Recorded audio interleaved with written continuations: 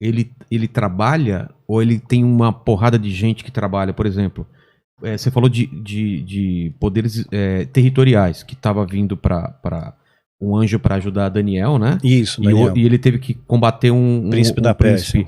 Existe príncipes, como se fosse... O mundo é como se fosse um grande reino. Existem príncipes, existem... Porque falam, né? Que tem principados e tal. Existe alguém controlando o Brasil, alguém controlando o México, os Estados Unidos, ou é uma coisa mais ampla? Não, tem os espíritos territoriais. Tem espíritos territoriais. Quem que decide isso? Existe um grande general que decide você vai pra lá? Isso, uma espécie de um grande general. Ah, é? Exato. É uma hierarquia? É uma hierarquia. Quando você fala principado, potestades, hostes da maldade, é hierarquia, né? Os principados são os mais poderosos, né? Agora, quer ver que anjo também tem hierarquia. Tem anjo, arcanjo, querubim, serafim. Exatamente. Tem hierarquia também. E tanto espelha pros demônios também. Sim, tanto é que quando o arcanjo Miguel, ele encontra com Lúcifer e ele está disputando o corpo de Moisés, você se lembra dessa história? Não, né? Como que é a história? Estão disputando o corpo de Moisés. Então assim, se Moisés ele fosse enterrado, ia virar um local de peregrinação. Sim. Então o corpo dele foi transladado para o céu. Só que nesse interim, Lúcifer ele quis tomar posse do corpo, ele quis o corpo, né? E houve uma contenda com o arcanjo Miguel. E o Miguel não repreende Satanás. Ele fala que o Senhor te repreenda. Por quê? Porque na mesma patente. Lúcifer é um querubim, né? E o outro é um arcanjo.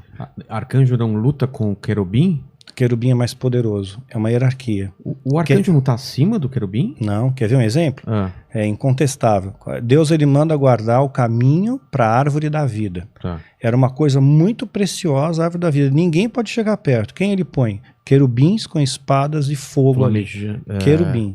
Né? É a mesma patente de Satanás, querubim ungido. Né? Então, é o cara mais sim, poderoso. Os querubins são os mais poderosos. Então ele colocou querubins ali, não colocou arcanjo, não colocou serafins. Mas por que são Miguel da adoração. vence? E como que Miguel venceu Lúcifer, se ele é uma patente menor? Porque ele capitaneou um exército. Ah, tá. Sim, ele tem um exército a seu favor. Ele sozinho o Senhor te repreenda, mas ele tem um exército a seu favor. E a batalha espiritual, se você gosta do lance, né? Vou te contar um exemplo clássico da Bíblia de batalha espiritual. Né? A geração de Moisés pereceu no deserto porque murmuravam, eram reclamões, né? Nada estava bom. Aí a geração... Verdade. Era o hard, né? Nada estava contente, caramba. Os caras eram escravos lá no Egito. Emburrado, né, meu? Escravos, cara. A gente devia ter ficado lá. Eu falei pra você. Pois é, saudade do melão. Pois é. Aí eles estão dando rolê no deserto, tal, aquela geração morre, vem a geração de Josué. Mas também Moisés estava perdidaço lá também no deserto. Moisés não aguentava mais. Sabe que foi por isso? Sabe, Deus ele deu uma graça para Moisés, eu tenho certeza que foi isso, porque eu me vejo no lugar de Moisés. Moisés estava de saco cheio daquele povo. Os povos reclamando. Então ele viu a terra prometida, ele chegou a ver, mas ele não entrou.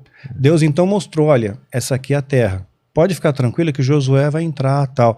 Então, olha, fecha teus olhos. Fechou. E quando Moisés abriu, ele está no céu, ele está na Jerusalém Celestial. Pô, é aqui que você vai ficar, pronto, acabou aquele povo chato, meu. Ficaram lá, né? Então, acho que foi um presente para Moisés, né? Foi um presente. Aí Josué, ele está indo para conquistar Jericó. Só que ele vem de uma geração, ele é filho de uma geração murmurador. Aí a gente vai entrar na maldição hereditária. Êxodo capítulo 20, verso 5. Existe isso mesmo? Pois é. Eu pagar pelos pecados do meu pai, pois do meu avô? Eu vou te explicar isso. Então, tá lá. Visita a iniquidade dos pais, dos filhos até a terceira e quarta geração. Então, Josué tá na linha de frente. Ele estava em qual geração? Na segunda geração? Ele já era a primeira, né? Era a primeira geração? Primeira, sim. Nasceu no deserto. Tanto é que ele vai ter que circuncidar aquele povo que não teve. Então, ele vai para a conquista. E Deus fala com ele, olha, não tenha medo, eu sou contigo e tal. Aí o que o Josué vai fazer? Tudo certinho, ele segue a cartilha. Santificai-vos, pois amanhã o Senhor vai fará maravilhas no meio de vós. Josué 3:5. Então ele pede a santificação. Não adianta você ir para a batalha sem santificação. O diabo vai te rechaçar. Senão ele vai te ver um monte de buraco em você, um monte de brecha em você, ele vai atacar. Aí depois que ele busca a santificação, você inverte o dígito, né? Josué 3:5, Josué 5:3. Aí ele vai circuncidar toda aquela geração que nasceu no deserto. não nasceram no Egito e saíram circuncidados. Eles nasceram, então não tinham circuncidados. E era importante a circuncisão porque fazia parte da aliança. Então eles se alinharam com os valores de Deus. Depois que ele se alinha, Josué capítulo 5 ainda, aparece um anjo para ele. No momento ele não entende que é um anjo. Ele fala, você é dos nossos ou é dos nossos inimigos, né? Na boa, é uma pergunta idiota, porque se fosse do inimigo tomava uma espadada já e ficava esperto, né? Mas ele perguntou, é dos nossos ou dos nossos inimigos? Ele fala, não, eu venho como príncipe do exército do Senhor. Ele é um príncipe, né? E ele está com espada desembainhada na mão, ou seja, ele está pronto para a guerra. Se o príncipe do exército está lá, o exército está junto dele, ele não está sozinho. Josué nesse momento conquistou algo que a gente chama de autoridade espiritual. O mundo espiritual se mobiliza a favor de Josué. Só que tem a legalidade. Esses daqui, essa geração é filho de uma geração murmurador, eles vão murmurar. Então o que Josué faz? Josué 6:10. Vocês não vão falar nada, não sai palavra alguma de sua boca até o dia que vos diga gritai. Aí você grita. Ou seja, se ele não falasse isso, para todo mundo ficar mudo, ia começar a reclamar, porque são filhos de murmuradores. É o pecado hereditário. Você imita o pai, o filho imita o pai. O pai é alcoólatra, o filho é alcoólatra, sim. O filho do filho. O pai é mentiroso, o filho é mentiroso, né? E acontece isso muito, né? Acontece, é o pecado hereditário. Aí, imagina só, primeira volta, segunda volta, na terceira ia começar a murmuração.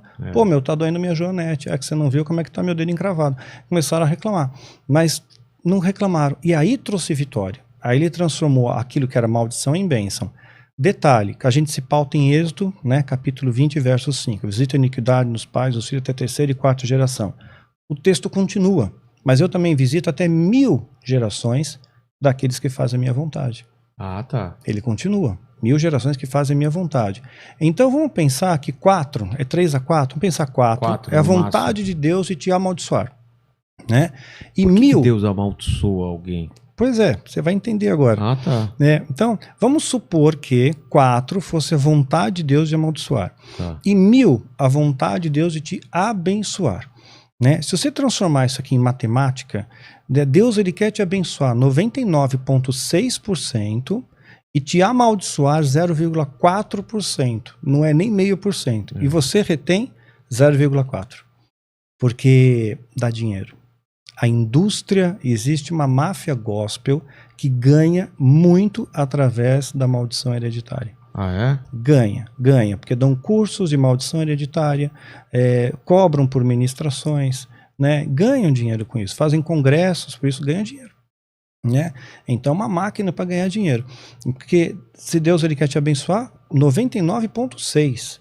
E aí se você pegar um texto de Ezequiel 18, a partir do verso 18, está escrito que o pai não levará a maldição do filho e nem o filho levará a maldição do pai.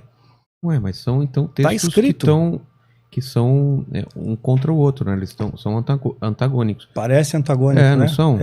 Parece antagônico. Mas esse 0,4% de maldição são para aqueles que herdam o pecado, que continuam o mesmo erro. Né? Então eu visito a iniquidade do pai no filho até a terceira e quarta geração. Se você for iníquo também, se você continuar com a iniquidade, se você perpetuar aquilo, seu pai mentia, você mente. Seu pai murmurava, você murmura. Se você interrompe, isso não acontece. É o que está em Ezequiel 18, de 18 a 22. Né? O filho não levará a iniquidade do pai, nem o pai levará a iniquidade do filho. A maldição do justo cairá sobre ele e a impiedade do ímpio cairá sobre ele. Cada um vai dar conta do seu próprio pecado. Né? Então, é muito claro isso. Deuteronômio também fala isso. Porque senão é uma coisa injusta, né? Eu pagar por por um pecado do meu pai ou do meu avô, coisa que eu nem tive controle sobre isso. Pois mas Deus não é injusto. Então, mas nesse mundo espiritual não é usado isso contra você? Seu pai fez isso, seu avô fez isso, então você está pagando isso. Se você comprar essa ideia da maldição hereditária... Porque se vende essa ideia. Lembra que a Bíblia diz que iam espalhar no nosso meio doutrina de demônios, né, e fariam sinais e prodígios para enganar, se possível, os eleitos? Texto fora de contexto é doutrina de demônio. O diabo ele não precisa mentir. Se você duvidar da verdade, ele já ganhou. Entendi. Né? Então ele deforma os valores. Então, desculpa. Não, eu ia só concluir. Pode concluir. Tá? Deuteronômio 30, de 15 a 20, está muito claro. Deus está falando, eu coloco diante de ti a vida e o mal, a bênção e a maldição. Tá. Você escolhe, a escolha é sua. Né? Então o seu livre-arbítrio vai escolher aquilo ali. Deuteronômio 30, de 15 a 20. Você que escolhe. Mas e como explicar